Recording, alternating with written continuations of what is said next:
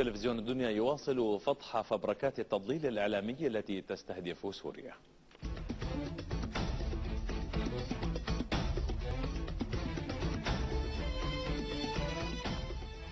خبر واحد يتكرر بصيغ مختلفة على شاشات الفضائيات الإخبارية، كل يغنيه على هواه: إطلاق الرصاص الحي على المتظاهرين السلميين من قبل رجال الأمن في سوريا.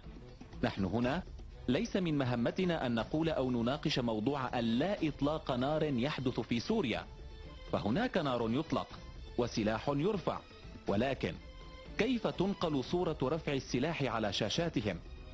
مهما اختلفت الصيغ والأساليب فالنتيجة واحدة: برصاصه ورصاص من يرافقه من رجال الأمن وميليشيات الشبيحة يكبد الجيش المتظاهرين هنا وهناك مزيدا من القتلى والجرحى.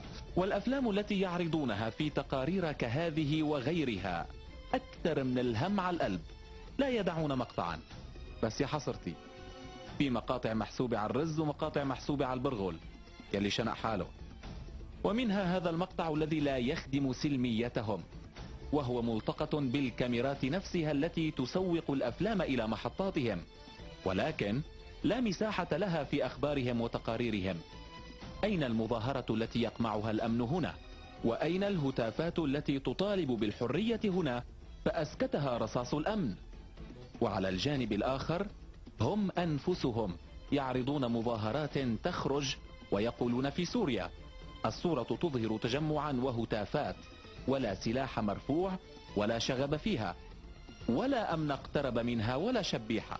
فمتى يتدخل الأمن إذن؟ الجواب عندكم، ونحن استخدمنا صورهم هم: ومن فمك أدينك. وبما أننا تحدثنا عن الكاميرات التي تسوق أفلام الفيديو عن سوريا، فلا بد أن تقفز أمامنا كاميرات من تسمي نفسها بشبكة شام. هذه مظاهرة وضعها النشط صامت ولا رنة.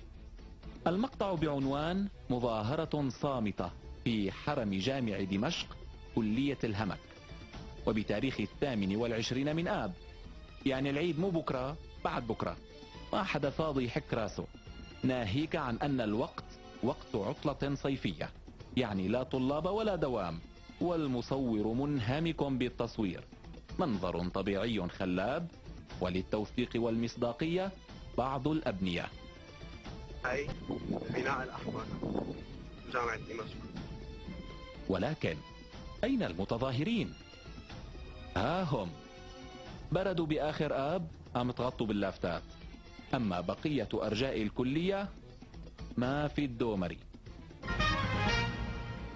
متظاهرون ولافتات ورسائل، منها ما هو للمحطات ومنها ما هو للخارج، تجييش وتدويل. وكنا قد ذكرنا في بداية التقرير مثلا يقول: من فمك أدينك. هيثم مناع في اتصال هاتفي على قناة روسيا اليوم يتحدث في جملة ما يتحدث عنه عن موضوع دور الشارع والتجييش لإرسال رسائل إلى الخارج واستثمارها من قبل البعض. في ناس عم تطلب الآن وفي ناس عم تدفع للأسف من أجل يافطات كتب عليها، يأخذ الإعلام الخليجي بما يريد، يأخذ الإعلام الخليجي بما يريد. واللافتات التي تثبت هذا الكلام لا أكثر منها، وهي تنشر على حبال الحرية فتحجب عنها نور الشمس، وحبر اللافتات لا يجف إلا على أوراق أخبار محطات تحررها في أخبار وعناوين وتقارير، كخير مرسال يوصل الرسالة فيأتيك المنقذ على طائرات وقودها حرية عمياء، طائرات ليس لها حركة طيران في أرض الشام.